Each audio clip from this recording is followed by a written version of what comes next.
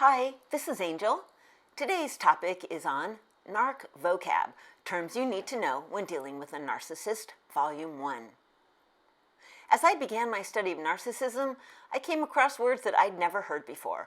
I've compiled well over 200 terms that are used in the literature and discussion on the topic of narcissism. Now I lovingly refer to them as Narc-Vocab. I'm still researching, I'm still learning. This in no way will be an exhaustive list as there is so much more to read and learn. I'm going to begin with the first 30 words, and I'm just going to give a very basic general idea to give you some help along your way. At this point, I'd like to invite you to subscribe to my channel. It would be a big help.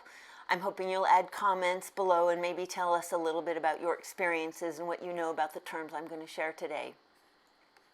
All right, now let's get to our Narc-Vocab for the day. The first term is narcissist. This comes from the old Greek myth about the guy who fell in love with his own reflection.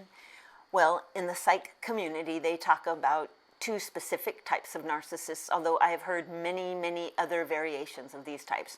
The first would be the grandiose or overt narcissist, and the second would be the vulnerable or covert narcissist. Basically, narcissists have a number of things in common. They have a grandiose self-image. They need a lot of attention. They are seeking power. They have a sense of entitlement. They're selfish. They exploit others. They have problems with empathy or are not able to engage in empathy. They're basically controlling, manipulative, aggressive, angry, rageful people who are not able to self-reflect.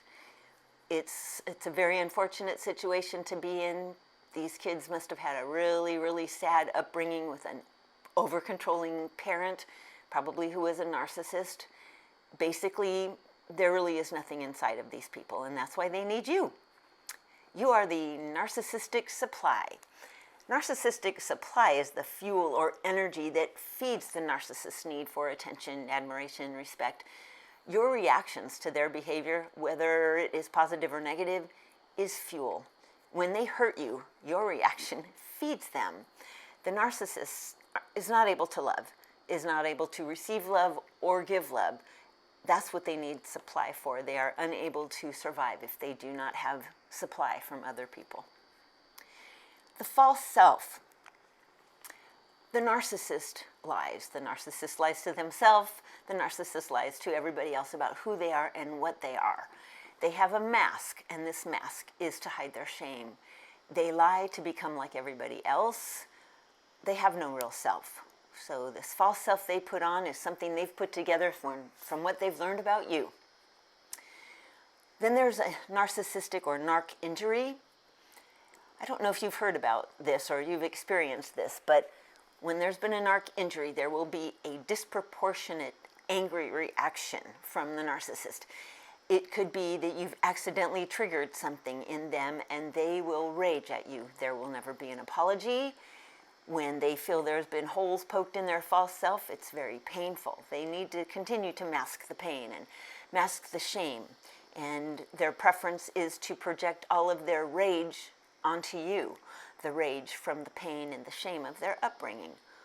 The rage that they are showing is proportional to the shame and pain inside of them. So the narcissist that I had raging at me must have had a terrible life. I'll tell you, narcissistic rage, when their mask comes off, it is crazy. It is out of control. They are dark, sinister, enraged people. This is when they become their true self. There could be screaming. I had 6 hours of interrogation and accusations about things I had never done and things I had never said. And each time I tried to defend myself, it would be turned around and tweaked and, again, used in the rage against me. There will never be any resolution in narcissistic rage. There's nothing you can say to make it better. The best thing is just not to engage. Energy vampire is another name for a narcissist. A toxic person who uses you to gain energy, that would be an energy vampire. Codependent is a personality type that is attractive to the narcissist, of course, because what the narcissist can see is that a codependent has low self-esteem, has difficulty making decisions, relies on others more than they rely on themselves, and they put the needs of others before theirs. A perfect match for the narcissist. Then there's the empath, another kind of highly sensitive individual who actually has an ability to sense what others around them might be feeling or thinking. It's like if you walk in the room and you can just have a sense of what's going on, if there's anger or stress or something like that. That's a very empathic kind of a person. The unfortunate thing is that these people experience so much empathy, they're often willing to experience the pain of others at their own expense. Again, perfect for the narcissist. The trauma bond is caused from inconsistent reinforcement of a cycle of love and abuse. Sometimes this can be referred to as the Stockholm Syndrome. It begins with the love bombing phase, which creates trust. Then they hurt you, or they pull away, or they do something that causes confusion in you so that you want to go chasing after them, you need them to be your savior. This feels like an addiction, like a drug. It's the bond that they have helped to create. They may even make you do things against your character. You become loyal to the narcissist. The victim will remain loyal to the person who betrays them over and over again. This is a really scary thing to experience and a very confusing thing to try and resolve. The stages of abuse would be the idealization or love bombing stage, where you will be receiving over-the-top expressions of love and attention. This is going to get you hooked. Of course, it feels good. You are expecting to have a long-term loving relationship with this person. But then they'll go into the devaluing stage where their behavior changes, where they're lying and they're cheating and they're projecting, and you might get the silent treatment. They may begin to ridicule you, anything to make you feel unworthy. And then there's the discard, when they throw you out like a piece of trash. They want you to feel crippled. They want you to feel that there's been no closure, like the story hasn't ended. They want you to come crawling back to them. The problem is, when you do, the stages start all over again. Let's discuss some of the weapons or manipulation tactics of the narcissist. Deflecting or blame shifting. It will never be their fault. They will always have to blame someone else. They will never admit that they were wrong. They never apologize. Triangulation is when they find a way to bring a third person into the relationship. This is something that will boost their ego. It's another person to provide them with attention and supply, and probably the narcissist is going to try and cause a rift between the other two and provoke some rivalry or jealousy, and then they're really excited about that.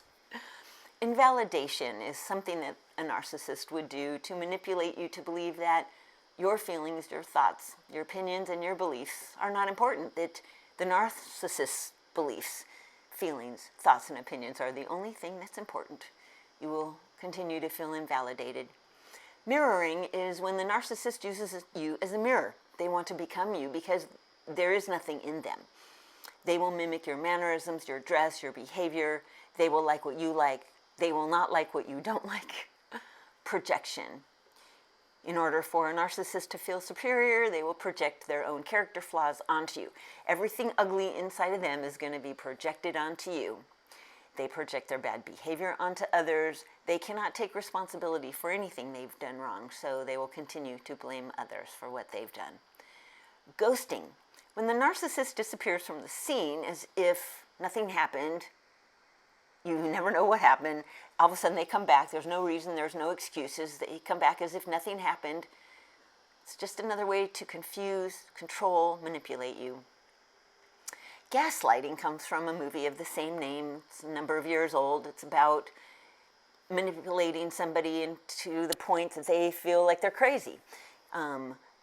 Things are twisted around to confuse you, timelines are distorted, they lie, they cover lies, they get mad at you for getting mad at them, they make you feel like you're the one that's going crazy.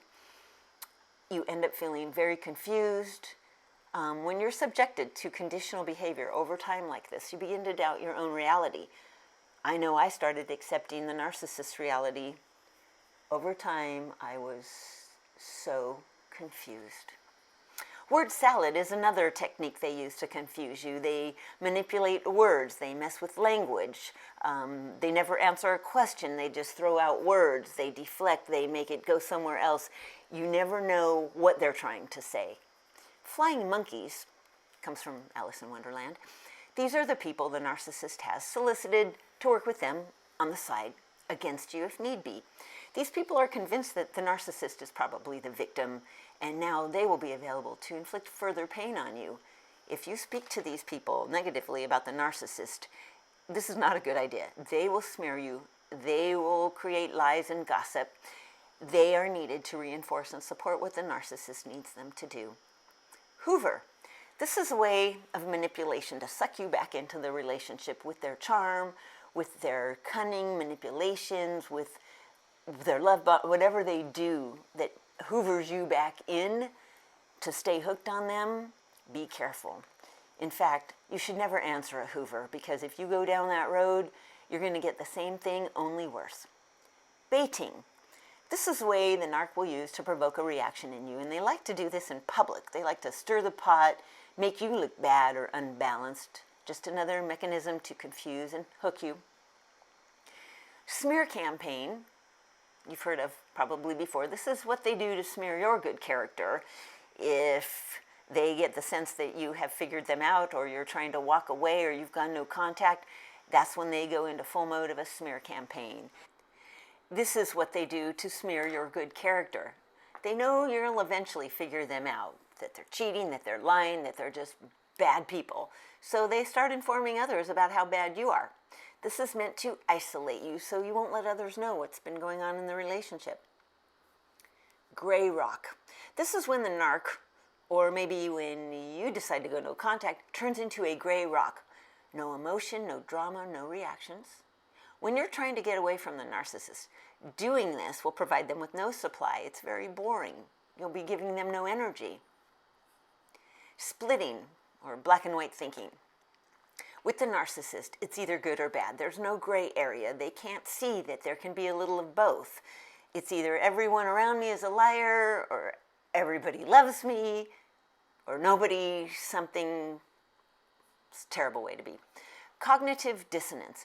This occurs when you've been emotionally abused.